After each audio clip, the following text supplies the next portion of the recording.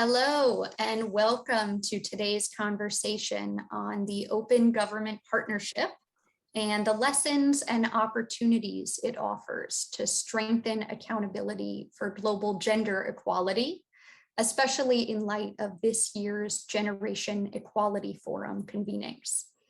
I'm Megan O'Donnell. I'm a policy fellow and assistant director for gender at the Center for Global Development. And I'm very pleased to be facilitating today's discussion with our great lineup of speakers. Before introducing them, I just want to provide a bit of context on how today's event's topic came about. Back in 2016, in the lead up to that year's presidential election, I, with a number of other CGD colleagues, Charles Kenny, Myra Buvanich, and Cindy Huang, we put together a proposal that explored how an incoming US administration could take a more active leadership role globally when it came to women's economic empowerment and broader global gender equality. And we looked into the OGP as a really promising model for the gender space to emulate and take lessons from. Now, obviously, a lot has changed since 2016. Not least of which has been OGP's own intentional focus now on promoting global gender equality among its own members. And we'll hear from the gender advisor who's been leading that charge. We've also had this past year the celebration of the 25th anniversary of the Fourth World Conference on Women and the Beijing Declaration and Platform for Action that's come out of that. So with the Generation Equality Forum convenings just in our rearview mirror, hosted by Mexico, which we're very pleased to be joined by in today's conversation, as well as France, in partnership with UN Women, today's panel is going to explore how OGP can offer lessons for how the Generation Equality Forum moves forward, how we ensure that commitments are transparently documented for all of us to track, how we ensure those commitments are implemented in a timely and effective fashion, and most importantly, how we build on the momentum of the initial convenings and commitments to make sure that this is a much longer term sustained agenda. This is what we're very excited to be discussing today. So without further ado, I'll move into introducing our panelists. We have Stephanie Ula, who is the Director for Generation Equality Engagement at the UN Foundation, the United Nations Foundation. Allison Merchant, who is the Senior Gender Advisor at the Open Government Partnership. Marta Ferreira Beltran, who is General Director of National Policy for Equality and Women's Rights at In Mujeres in Mexico. And last but not least, Lisa Williams, who is Senior Analyst and Team Lead at the OECD's GenderNet. Welcome to all of you, and also welcome to our audience, who we very much encourage to participate by asking questions and raising comments either directly on YouTube as you're watching us right now in the comment bubble, or you can tweet at us at CGDev, or email us at events@cgdev.org with your questions and comments. Stephanie, first, we're going to kick off with you. Hello. Would you be able to walk us through just briefly the Generation Equality Forum process, where it's at right now, post Mexico and France hosting the two sessions, and what they've been doing to make sure that accountability is prioritized, where they're at in that process? Absolutely, and thank you, Megan, and the Open Government Partnership for convening this important conversation today. I'm really looking forward to the discussion.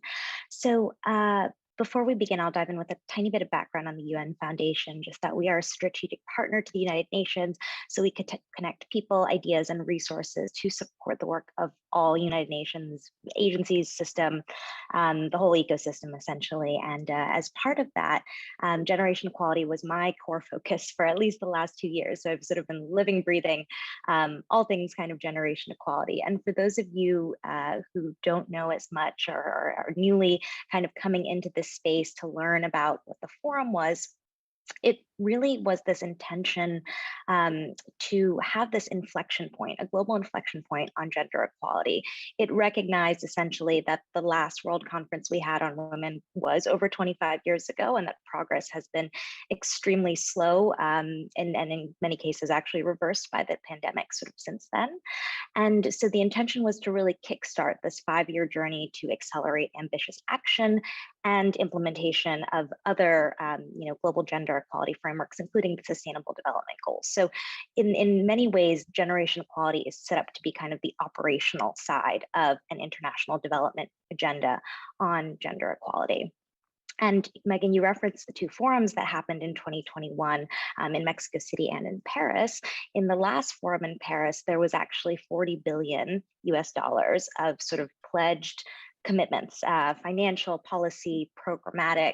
And that was a very sort of exciting and kind of historic milestone for, I think, a lot of us working on gender equality and in feminist movements sort of generally. And in addition to sort of that, that set of pledged commitments, which, some range from a year, some range to 2 years or 3 years, and some range for the full 5 years, there was also the launch of a global acceleration plan to advance gender equality.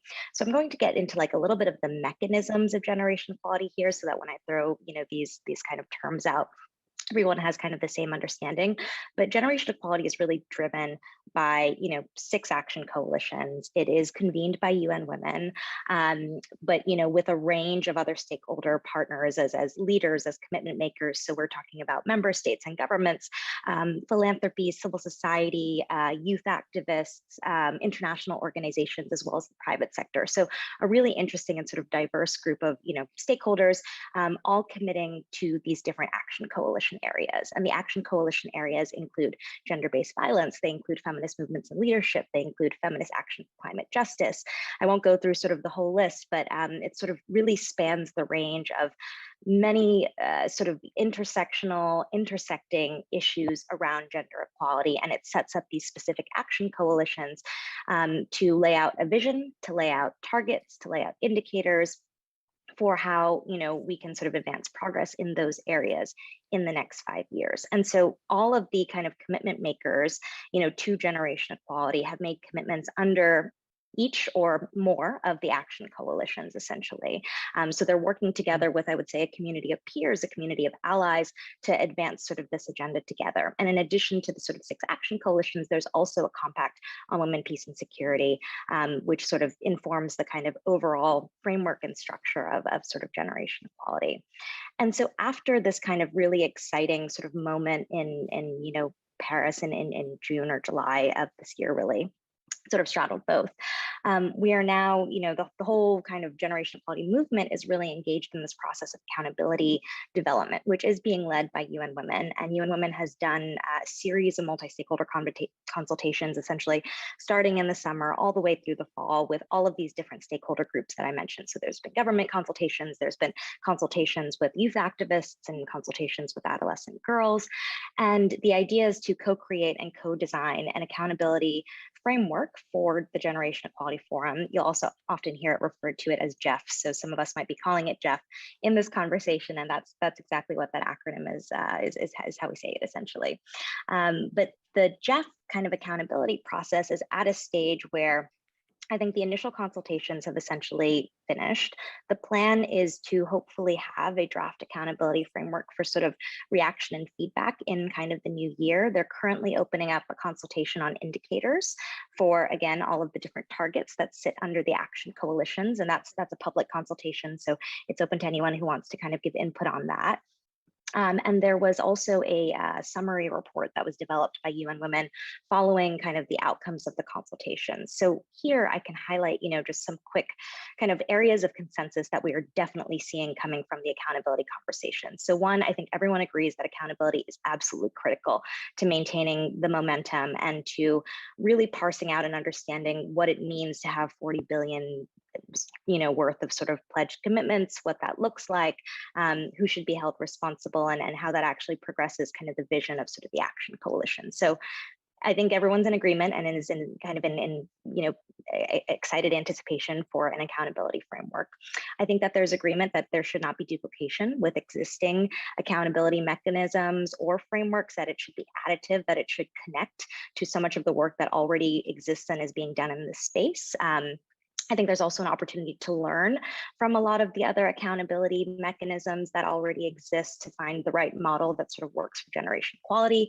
There's a real interest in ensuring that, the framework essentially is not overly burdensome, is simple, is kind of clearly communicated, but is also nuanced enough to capture all of the kind of questions that people want to understand about the success of generation equality and the success of the action coalitions. And I think that there is one thing that I'm finding very interesting about what generation equality could be, and what, I think the ambition of it is that it's intended to really launch this new model for feminist multilateralism. So part of the accountability process is not just tracking the commitments, but it's also tracking kind of what the process looks like, how it itself transforms power dynamics or conversations when you have youth activists, member states, private sector, and others sort of in these, very sometimes complex but important discussions about how to advance a global agenda forward. So I think that that's an incredibly kind of exciting area to watch in terms of how we discuss accountability with generation equality. And I think ultimately, while of course UN Women will have a huge role in terms of, reporting on accountability, there will definitely be some sort of centralized accountability mechanism. There's an acknowledgement that accountability is really a web, and you're going to need kind of civil society shadow reporting. You're going to need youth leaders who have been kind of holding generation equality accountable from the very beginning in terms of the early designs and early stages of the forum. And the private sector is going to need, a slightly different mechanism for some of their internal commitments. So it's this idea that we're starting to kind of build the web and sort of pull it together. And that is sort of where, the accountability kind of conversations are. And I think overall, the intention is to, advance this, but also to make sure that everything around accountability and generation equality ultimately contributes to, I think, another kind of key intention of the forum and of the journey, which is to really create and connect movements, feminist movements, women's movements, allies within government and other institutions, to ensure that, in the next 5 years, we really accelerate kind of agenda and action, the action agenda on generation equality and gender equality more generally. Thank you so much, Stephanie, for that excellent start. I think it sets the scene and gives us the foundation we need for the rest of our discussion. You've raised already such important points around this figure of 40 billion and the fact that I think many of us are intrigued by it and want more details and want to know what goes into that, what that means in terms of really new and concrete resources mobilized and where they're going. Raised really important points around the need to avoid duplication, knowing that there are already great platforms for accountability out there that can be harnessed. And most importantly, and I think where we're at right now, it's a perfect segue to Allison, is learnings from those other platforms and what principles, practices, ways of working can be modeled, can be emulated as this Generation Equality Forum process goes forward. So strikes me as the perfect time to have this conversation before the draft framework is introduced and shared early in 2022. With that, Allison, I would love to turn to you next to talk about OGP, to talk about what you all have been doing to promote gender equality through your own platform among members, but also sort of your ways of working and the types of carrots, sticks, incentives, civil society engagement structures that UN Women and governments engaged with the Generation Equality Forum can learn from. Over to you. Thanks, Megan. And thanks again to CGD for hosting this very important discussion. That's really at its heart about how the open government community and the gender community can better collaborate and vice versa on commitments and process. I think that's such an important point that you just raised, Stephanie. Both about the outcomes and the results, but as importantly about the process that goes in to making those results come to life. I'm really excited about the potential for OGP to serve as a partner to Generation Equality Forum commitments. I think both today, while the accountability mechanism is being put into place, and afterwards, where there's going to be ongoing crossover between our agendas. So for those who may be less familiar, OGP is a partnership of 78 national governments and a similar number of local governments. And it's a platform that provides a method of working across government to ensure more participatory, accountable, and transparent reforms. Those are very much our watchwords. So OGP national action plans raise the potential for more inclusive and participatory governance. They engage citizens in creating solutions that are desperately needed to close gender gaps in areas like public services, health and education, information, data, technology, as well as access to justice and economic opportunity. I think the exciting thing to share for this context is that it's a pre-existing cross-governmental multi-stakeholder platform with an external review body, the independent review mechanism, by which we independently measure government progress on commitments. So it's pre-built, why not use it? I think especially for something like gender commitments that has potential crossover between so many ministries, departments, organizations, data sets, and funds, we really need strong collaboration in order to be successful. I think as we touched on, we run the risk of operating in silos otherwise. And additionally, as an accountability mechanism, OGP can help ensure that Generation Equality Forum commitments are more participatory and accountable to the communities that they're meant to serve. Ideally, GEF commitments and OGP commitments are bringing in women and stakeholders in government, as well as in civil society, together to co-create the design and implementation of policies or programs. And I can't understate the importance of that dialogue. I think, again, to that point around process, the dialogue component between government, civil society, private sector, and intersectional communities who represent a diversity of women and their experiences is really, it's vital. So we've seen this OGP Generation Equality Forum crossover in action with governments like Mexico, who's using their national action plan right now to pilot the care policy that they're championing through the Generation Equality Forum. I will defer to Mujeres, to Marta to talk about that, of course, but I think it's a smart model for governments to consider.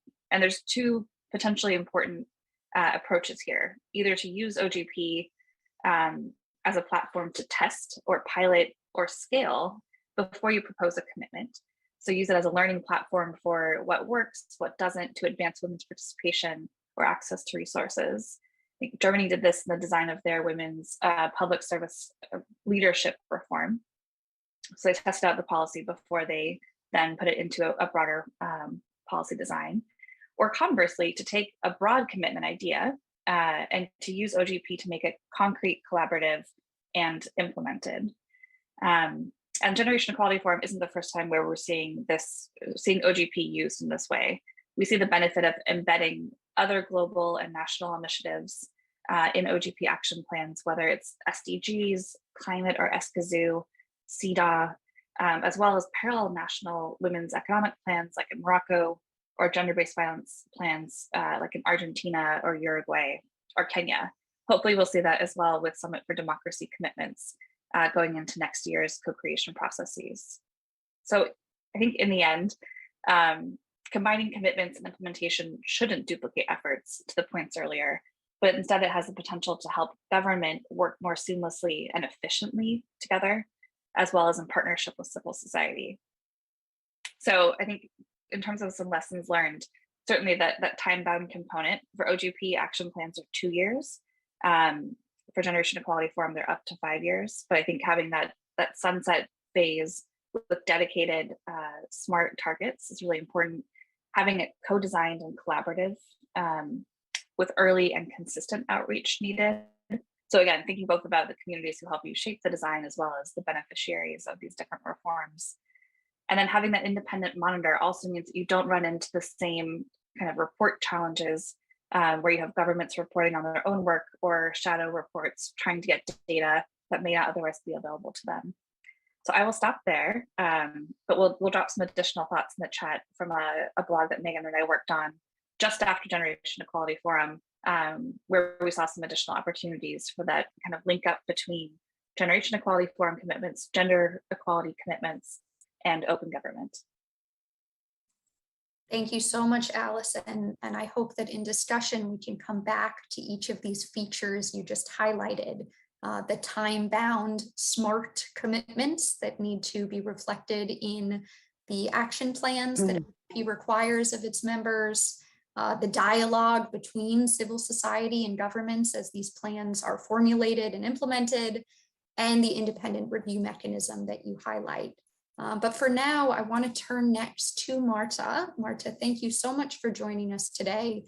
And you really are, as Allison has already referenced, the model, not only as a leader sort of within the Generation Equality Forum context, having hosted one of those convenings this past spring, but also as an OGP member that is making gender equality focused commitments and figuring out the interplay of those two platforms rather than making them redundant or entirely separate from one another. So over to you for your experience and your guidance, your recommendations for how Muchas others gracias. can go. Muchas gracias. Thank you so much, Megan. Hello, Allison, that we have seen each other twice this week. Thank you. Yes, Stephanie, hello, good morning. Yes, I believe it is like a challenge for us to talk about two platforms that for the time being are going parallel with common principles. And I am going to share in a moment a slide so you can see it more clearly. And the next one, Carlos, please. I don't know who is sharing the slide. I think exactly this one. This is our project, our program. What we have, we are finishing on 2022, and it has to do with the public policy model of national systems of care, and it is a municipal in a city in Mexico. And this is a small, great project. And I would like to say that we have been working with this. This is our second experience in OGP with gender subjects. And we have been very, in terms of OGP in Mexico, we have been on the vanguard in terms of the subject of gender into the programs. And also it has been a journey, and Alison knows because we have talked about this. It was a lonely journey at the beginning, and then in the last 5 years, in the last 4 years, we have noticed a change in terms of globally, in terms of the awareness actually that it is necessary a transformation, including women, but also including the intersectionality, that far away from being getting together diverse women, it is considering the different forms of oppression that they live and that can be reflected on their bodies and their lives. And in Mexico, particularly, it is a very important subject. So this is our model of project. We are advancing on it.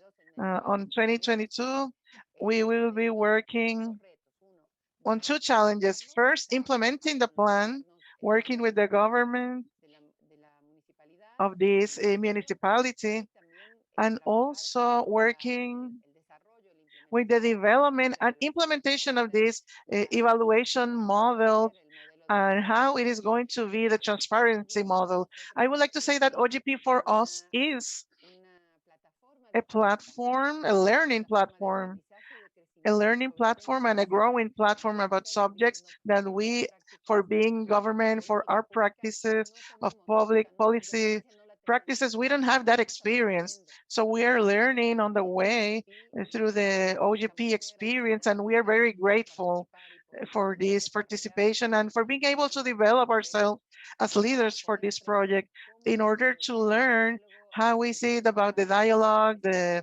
consultation, the collective growing.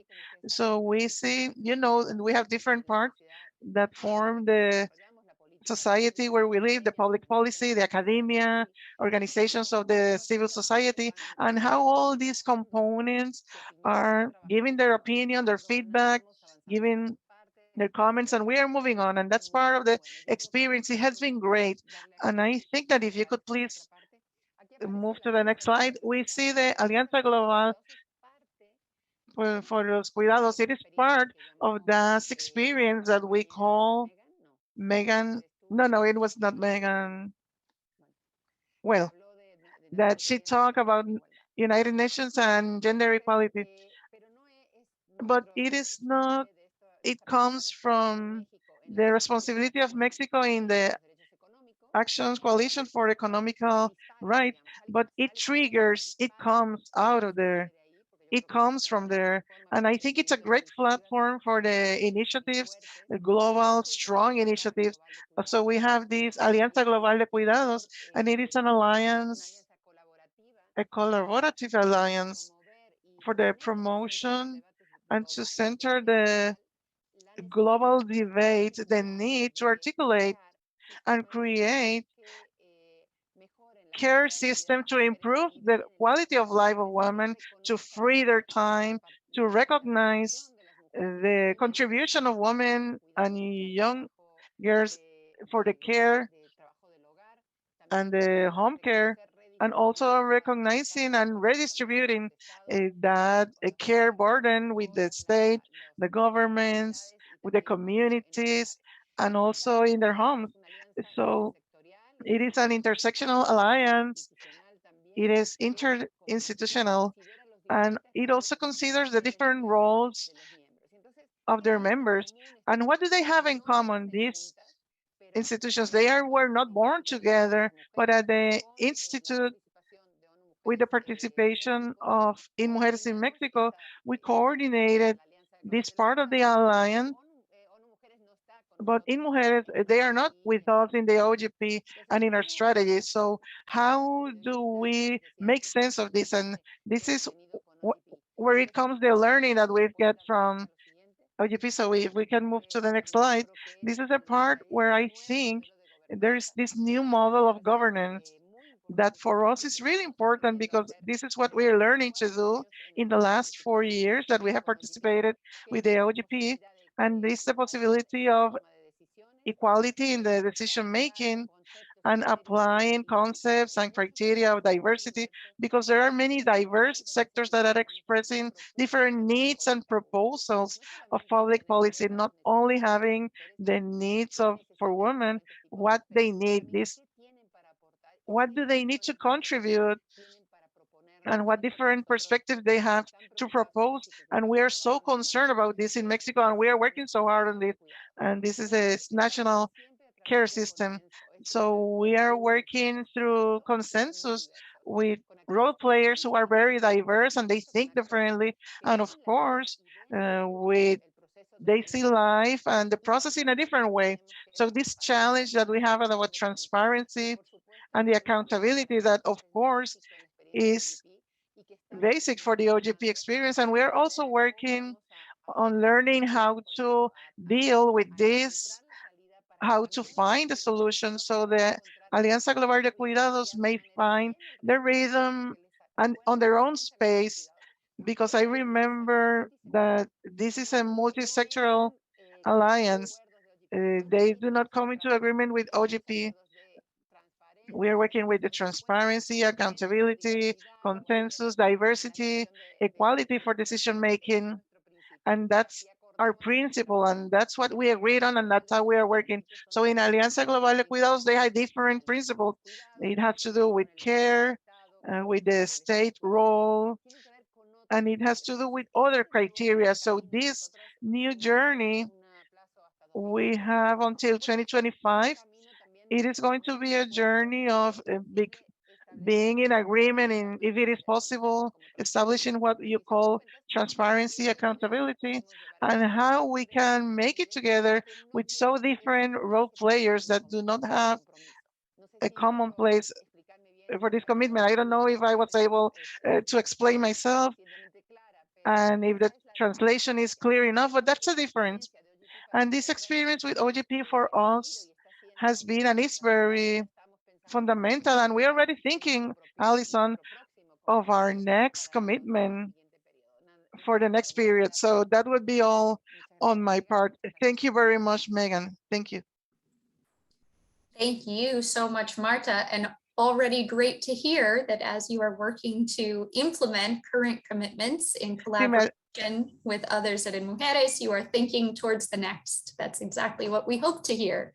Really appreciate you providing a concrete example of how what Mexico is doing domestically in terms of its care policy is being aligned with your global leadership through generation equality, now through this new Alliance for Global Care. And we look forward to sort of tracking through 2025 how all of that unfolds. I think it's clear that all of this is happening in real time. We're figuring it out sort of in collaboration as we all go along. And to that point, you know, Marta brings up OGP as a learning platform. Lisa, I think that's the perfect sort of segue to turn to you and to bring you into the conversation to discuss, based on what GenderNet has done with country governments, what do you think that these governments need in terms of support to be making progress on global gender equality going forward? And especially, you know, your work with the DAC donors, what role do they play in terms of making sure that lower income governments have the resources, the tools, the support they need for that? Thank you. Thanks very much, Megan. It's really a pleasure to be with everyone today.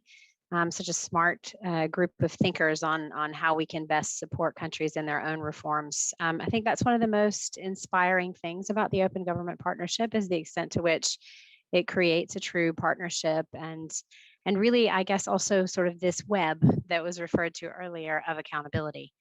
In order to help with the advancement of reforms. So working with civil society, working with parliaments, working with a range of parties in every country.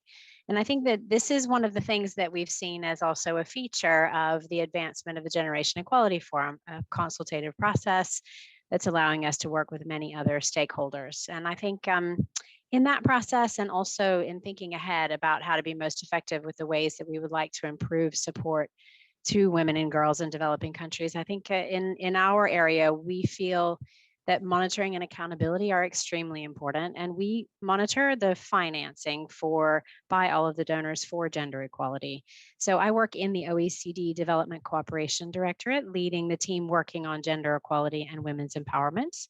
And one of the things that we do is to support the senior advisors in development agencies working on gender equality. So in the governments themselves that we're also quite involved in the Generation Equality Forum.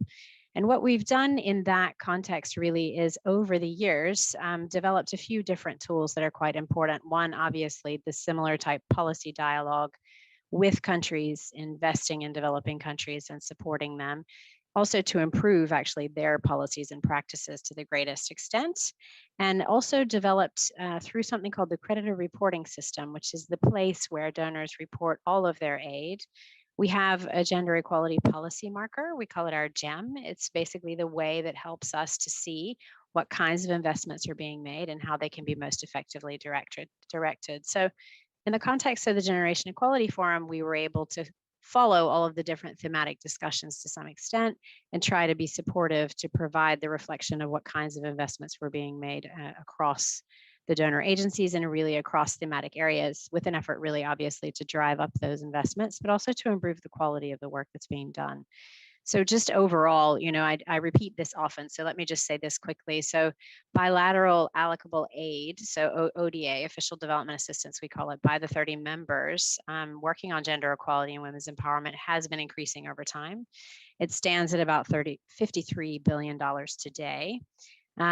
That is about, at this point, 45% of ODA that is in one way or another directed at work on gender equality and women's empowerment. So this is a reasonably sized investment that I think every country is really interested in maximizing, essentially, in terms of the quality and quantity of policies and better practices for women and girls in countries. So this, for us, you know, in the context of thinking about the Open Government Partnership, to me, you know, we really want to be able to be in a position where we have professional, supportive guidance in order to help both development agencies, foreign affairs departments, state departments, to improve the ways in which they're engaging. And that's the kind of reflection that we have among the peers in the group that we're working with. But we also want that to be really helpful for gender ministers in Kenya or in the DRC.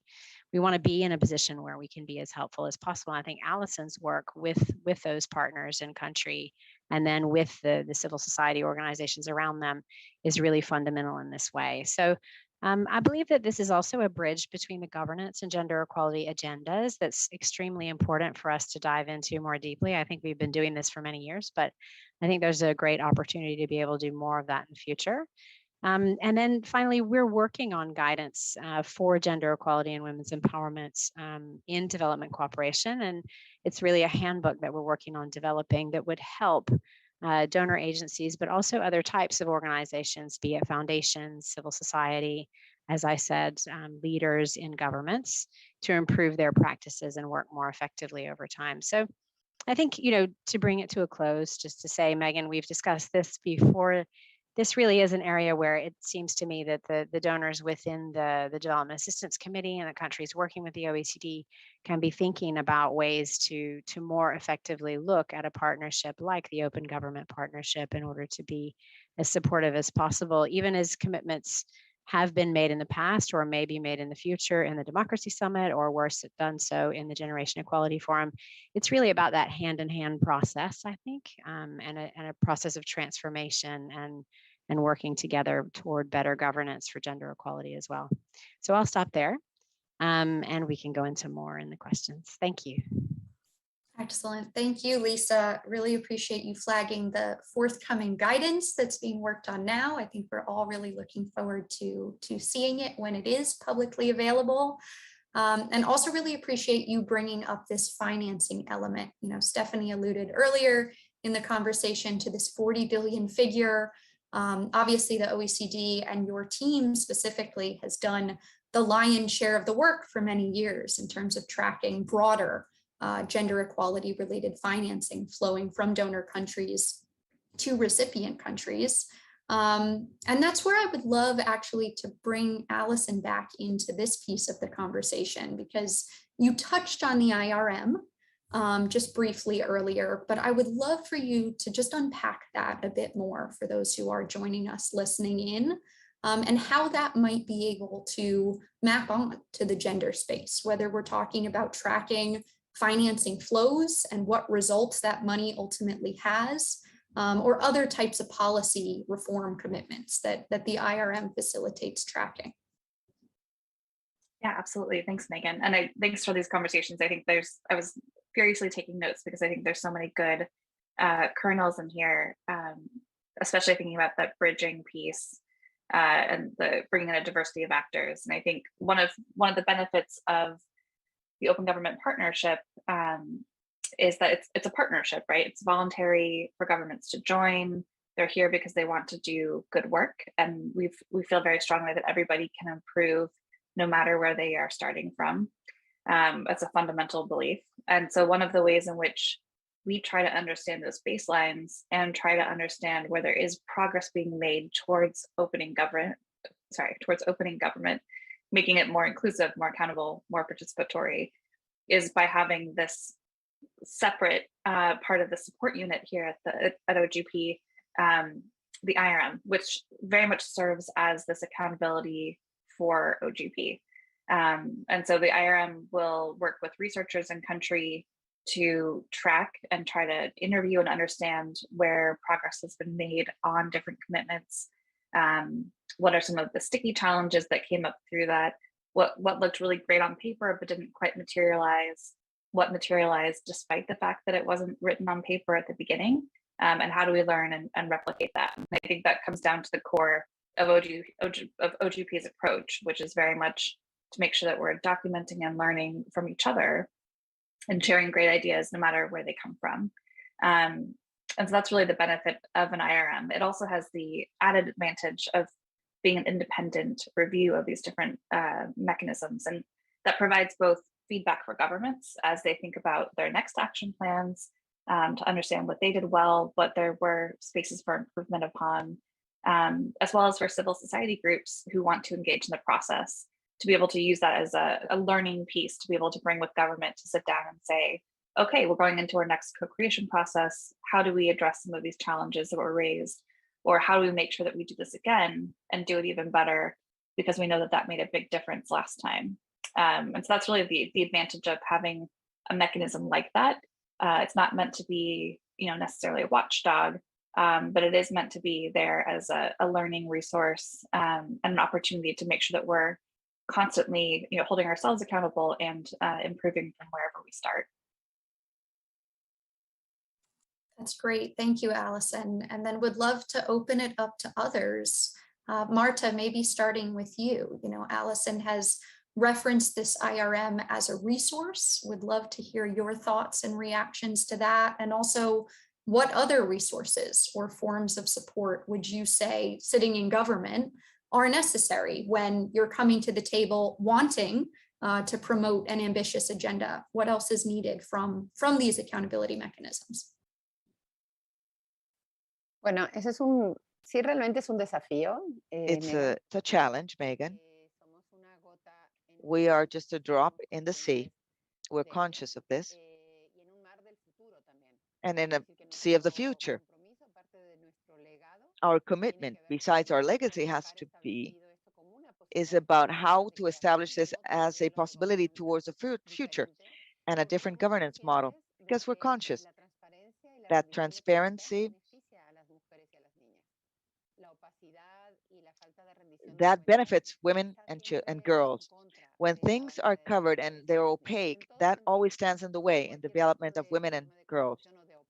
Any kind of corruption or opacity, just to keep out the concept of corruption as the only one, does not allow to see the resources that are being directed our gender equality. So you're in a situation of invisibility or blindness. So for us, for the feminists in the government, every advance on transparency and accountability is a step forward in our specific agenda. So I also want to say that the topic that's very important for us and that we're applying from the National Women's Institute is listening to other actors, not just sitting them at the table, not just inviting them to our events, not just invite women to be there, but listening to them. That's a big shift, even though it seems like just a detail, but it isn't, to active listening on the part of an institution, of the citizenship, means that an institution steps down to the street level. I hope I'm not insulting anybody, and I'm hoping I'm not making a mistake, but all organizations, United Nations, OCD, and so on, and the public institutions, obviously, start from a vision from the top, hierarchical. And what we want to do is that we're stepping down and promoting the stepping down towards the normal person, or the stepping up of the citizen, so that we can talk to them horizontally. We've built a method that allows for this. There are other experiences. For example, in Brazil, there's a lot of work done on this. The national conferences of women, they've used that experience. We have used it to build our own national equality program, which is the route that the government follows, but we use it. It's a horizontal tool for us as feminists to transform the verticality of the state and the relationship with the citizenship toward a horizontal one, which is a revolution. And it's part of our way of transforming what the state is, how it relates to the citizens, how it relates to the academy, and how it brings down from the hierarchical top, so that we can think of ourselves as a model of state and society from a different place. So there, I want to finish by saying that our model, and here we're all part of the model, part patriarchal, hierarchical, and positive, and deaf to the citizenship, and looks down on knowledge, on social organizations. We're trying to construct, to build, and question that patriarchal model, so that we can think ourselves towards the future. Of course, not an immediate one. It's a long term one, but our idea is to transform this model of state that's oppressive, that sweeps aside. We talk about climate change and that androcentric model in which we have moved and grown. Our mind is also was developed within that patriarchal model. So we are using, in a way, the support of OGP to cross it into our ideology as feminists within the institution, in the state, in government, so that we do not use that hierarchical and power-hungry model and bring it down, listen, and create from that a transformational instrument. Thank you, Marta. Yeah, really appreciate the candor, the humility, and also bringing this critical point of challenging these traditional power dynamics to which we are all subject, even as we are fighting against them. Lisa, Stephanie, I'm not sure if you wanted to comment on those two last pieces, on the IRM, on the government perspective, before we move to the next question. I would just quickly add that I think that the IRM is a really effective tool that really helps to add accountability to the work that we're doing more generally. And I think it's really helpful in the context of the OGP. So yeah, I just think it's really good to be able to have that type of review mechanism functioning. We use this in the OECD where I work in the peer review department, where we actually review among peers the quality and deployment of the work of the donor agencies in government. So yeah, I just think that's an excellent way for the OGP to be working. Happy to be supportive of that and part of it for the gender agenda. And Stephanie, before turning to you, Lisa, is that something that has been applied, that peer review process within the OECD to your gender work yet? Is that something that could be applied more down the road? Yeah, we're working on that. There have been many cases where we focus on the gender issue within a peer review of a specific country, and we can go into more detail on that together when we think about accountability arrangements. Thanks. Stephanie, anything else on this? I can just add that I think that there are a lot of live conversations right now within the generation equality accountability consultations and the work to develop a framework around what kind of an independent sort of reporting mechanism would look like for generation equality. I think that they are looking at existing models in the space, including the Open Government Partnership, I'm sure. And I think that there's a lot of questions about how to tie it to a lot of the existing reporting that happens within the UN, whether that's at the Commission on the Status of Women or the High-Level Political Forum in terms of the Sustainable Development Goals. So just to say, I want to underscore the timeliness of, I think, this conversation as an input into a lot of how, that particular framework is being thought out, but the recognition and the need for that accountability, sort of that independent reporting mechanism being, I think, front and center in a lot of these live conversations right now. That's great, thank you. Yeah, and appreciate then, in addition to the IRM as a potential tool in our toolbox, knowing that the OECD has its own peer review processes that can be harnessed for these objectives too. Allison, now back over to you. I know you wanted to raise a couple of other points to bring into the mix and for our other speakers to react to. Yeah, absolutely. I could talk about this all day. But I think one of the really exciting things about this particular discussion is who we have around the table. And I think, to the question you asked, Lisa, at the end, I think there's a constant need for us to assess how best we get governments to connect these agendas on governance, open government, and gender equality. And we need more mujeres at the table. I think they're such a leader in the space. And unfortunately, they're too far and too few between in terms of where we do have governments who have an open government, really robust system with very few with gender ministries actively at the table. And that's something I know that we're very conscious of and really want to build up. And so I'm curious, Stephanie and Lisa, also for you, as we think about, how do we bring non-gender ministries into this work to make that agenda more effective and more co-owned? And again, how do we, and vice versa, right? How do we bring gender ministries or departments into this work to make sure that we are leveraging all of our limited time and resources effectively?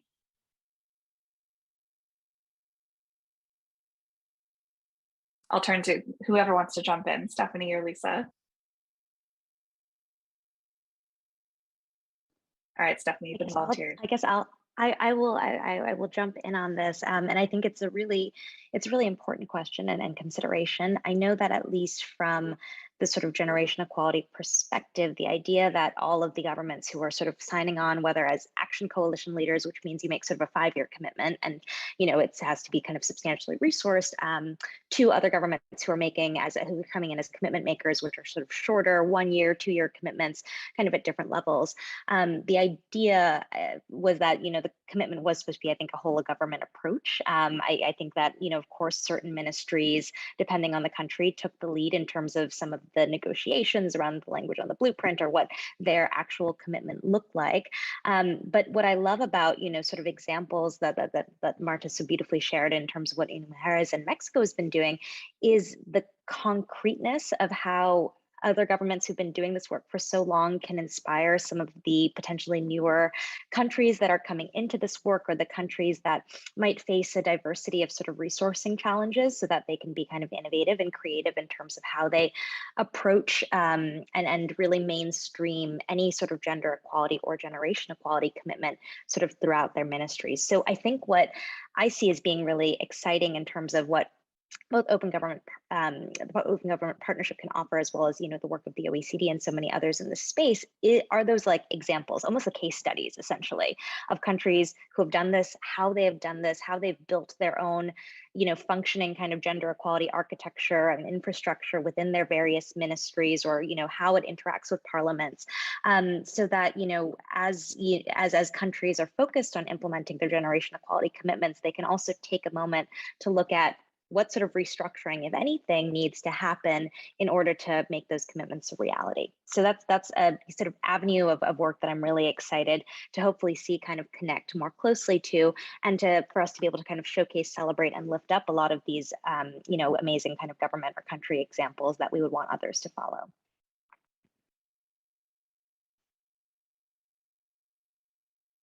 Yeah, Allison, I'll just come in quickly just to say, I think as Marta said, this is about active listening. So building on what Stephanie said, I think it's the sort of peer-to-peer learning that we can initiate and improve upon and increase to bring in different types of partners. So I think that attracts leaders, gender ministers across the different countries who have that kind of arrangement. And I think it also does attract, people running smaller organizations who'd really like to learn from one another. So I think setting up those open spaces is really important. And again, I mean, the OGP is obviously doing that. And we can do it in different ways, in different formats. And, I think we should be thinking about how to promote that. At the same time that we think about accountability, I think that the learning component will really probably be the most, or one of the most transformative ways to advance. Thanks. Thank you all. Yeah, I think we have sort of now a #1 sort of priority action item on our collective to-do list. It can be very easy, but not so helpful for those of us sitting outside government to say, promote gender equality, prioritize it as an agenda. It is, I think, a lot more helpful to sort of hand over that very concrete roadmap of, look, this is how your peers, that are at a similar sort of level of development, facing similar challenges in a similar geography, have done it in really concrete terms. Those case studies, Stephanie, that you highlight, the learning as a sort of cross-cutting theme across this discussion. We only have a few more minutes before we have to close. So I just want to do one last round robin to have everyone be able to provide a final word. As Stephanie started us off by saying, we are at this sort of critical juncture or inflection point, I'd say, as UN Women and Action Coalition leaders put together their proposal for what accountability next steps will look like for the forum. Now is the time to sort of chime in with guidance, with recommendations, with lessons learned. So maybe Stephanie, let's start with you and go around the group. what is the one thing at this juncture you would love for folks who are writing that plan to take away from this conversation, or maybe something we haven't touched on, but that you want to highlight? I think I'll take this in two parts. I think the kind of lightning takeaway is that for me, and then for so many others, I believe that the accountability framework, at least for generational equality, is entirely crucial to trust. Trust in multilateralism, trust that these processes work and that they're worth civil society and youth activists' investment, that the private sector has room at this table. You know, I think that it is such an important and critical way that we demonstrate that these processes and this work matters, and that it leads to actionable, measurable, outcomes. So that for me seems sort of really, important in terms of, as we think about this, what's at stake as we develop an accountability framework. It is this real question of trust, and because generation equality is really meant to activate, mobilize, and engage the next generation of activist movements and leaders, there's this, I think, urgency to ensuring that they feel that this is an accountable process, that they feel that they've led and co-created and are driving the process. So if anything, we sort of stand at this very, I think, important juncture in the road in terms of making these activists feel, this next generation of leaders sort of feel that they want to buy in to these types of processes and to what could be, a revitalization of kind of global movement work on gender equality. So that is, I think, really crucial. And then Megan, you just referenced this a few times, so I'd love to unpack it very quickly. The 40 billion, some of it is direct financing, some of it is the costs of kind of policies and programs. I think that that's sort of important. I think the headline of 40 billion gets everyone very excited, and I think it's important to think about the 40 billion as almost like 40 billion worth of action on gender equality that people have committed to. But I think that there are a lot of conversations in terms of how it gets spent, where the financing goes, what are the actual programs and policies that emerge from this kind of 40 billion sort of calculation. But what feels essential here, to tie back to kind of your very opening remarks, is that, Beijing, as, the Fourth World Conference on Women, as incredibly progressive as it was, and, before generation equality, it was the most progressive language we had in terms of intergovernmental, negotiations on gender equality. It didn't have financing. It didn't have a robust accountability framework. So that's where generation equality, I think, has a chance to go in a kind of different direction and to advance kind of the work of Beijing and all of the decades of, work that came before it. Trust and resources, both critical. Los recursos y la confianza, críticos. Over to you. Para ti, Alison. Perfect. I think I'll be very quick and then turn it over to Marta. But I think my big takeaway is being smart about coordinating and not duplicating efforts, and really mapping who's working on these different issues, whether it's government, civil society, private sector, academia, and working together towards collective action. And so great that this conversation has offered us a concrete example of how that's being done in Mexico, and what that can offer to others. Marta, you next. Bueno, muchas gracias. Thank you. I wanted to reflect a little bit about our role as institutions, and I refer also to the organizations that are here. We just articulate. We have a privileged position from which we need to be conscious of. We cannot be condescending with the civil society. Leadership, women's leadership, they emerge independently of us and from what we do. We don't do anything. Leadership is there. Female leaders are there. In communities, they create their own places. If we don't create ways of taking care of them, their life will be worse, but they're going to emerge anyway. We need to be aware of our place in this arena. We are articulators. We have connections to areas in which decisions are made. So I was thinking we need to put everybody else in that position as actors who are in use of their faculties, and put ourselves in a place that it's a little bit under that, so that we can listen and get to know what is needed and how we can better the life of women and girls. And that's our objective and our mission. And finally, Mexico has a National Transparency Institute, access to information. It's a tool of democracy. and it's been there for the last 10 years, complex. It's not useful enough. Sometimes I must concede. Sometimes, I mean, we get we get applications to do schoolwork, so that's a bit off. But actually, it is a civil society asking how we have used resources, and it's an effort of the country, of the state, that is moving along.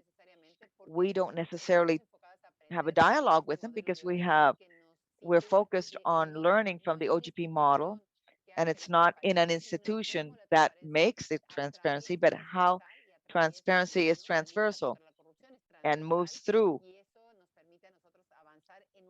the fight against corruption. And that allows us to move forward in a governance model that brings it through in all of the different institutions.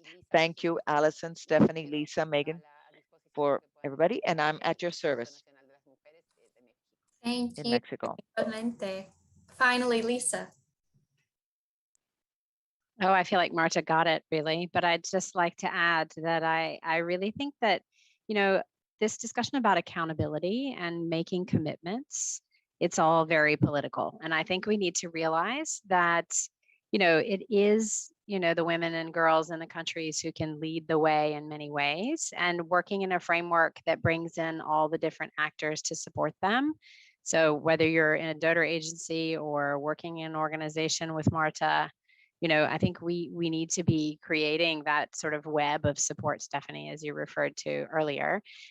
So just important that we not sort of sanitize this agenda, but that we realize that this is a governance and politics related issue, and we need to be thinking and working politically whenever we can to promote gender equality and the empowerment of women and girls. So I'll stop there, but I think the partnership is a great model. Thanks. A great end point, the need to be both ambitious but also pragmatic, keeping that political agenda dimension in mind. Thanks to all four of you for your time, for your thoughtful contributions. I have no doubt that this will help to further thinking as these processes continue to unfold. Have a wonderful rest of your day. Goodbye. Muchas gracias.